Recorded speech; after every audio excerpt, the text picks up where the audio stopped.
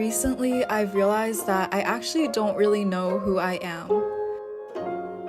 School started again, a lot of things have changed, my weeks have been quite chaotic, and it feels to me as if my world has shifted to reveal the little hidden beliefs I'd woven into the fabric of my own reality.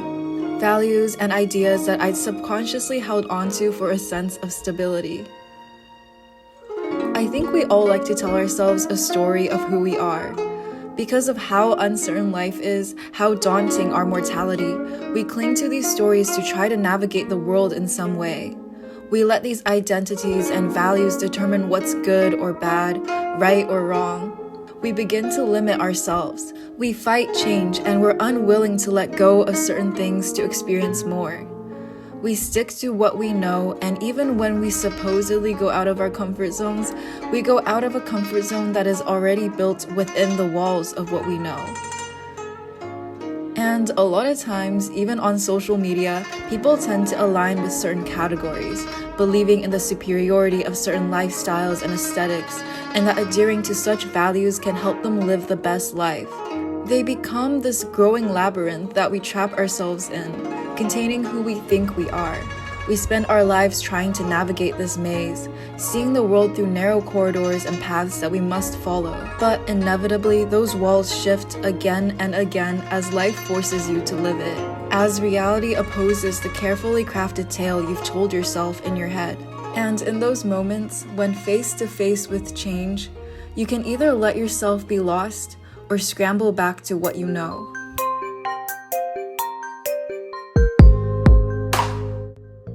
I've told many stories to myself about who I am.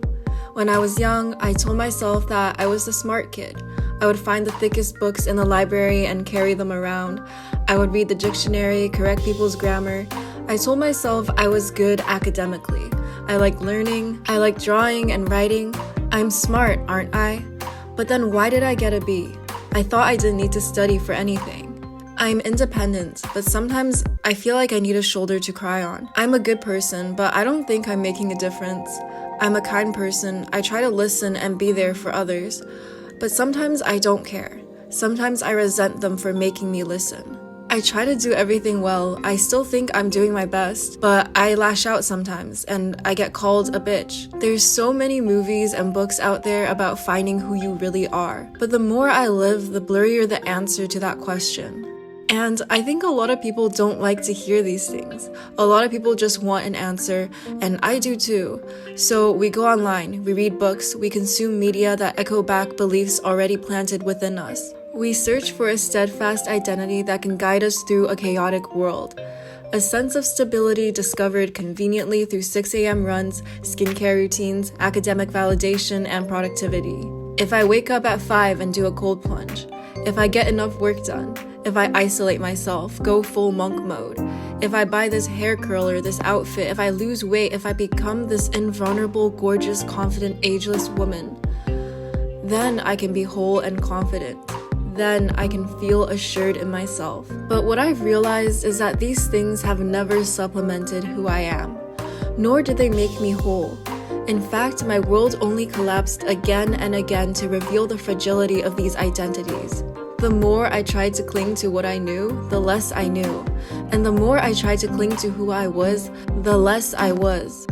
And I realized that you diminish yourself by trying to discover yourself through these things, because you can only find yourself to the extent of what you already know. You can only travel so far as to the outer walls of the labyrinth instead of going beyond them.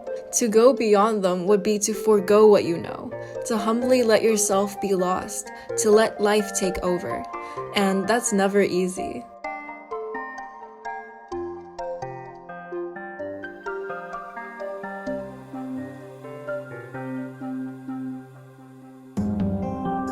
Sometimes the inevitable collapse of the stories we tell ourselves is both freeing and uncomfortable.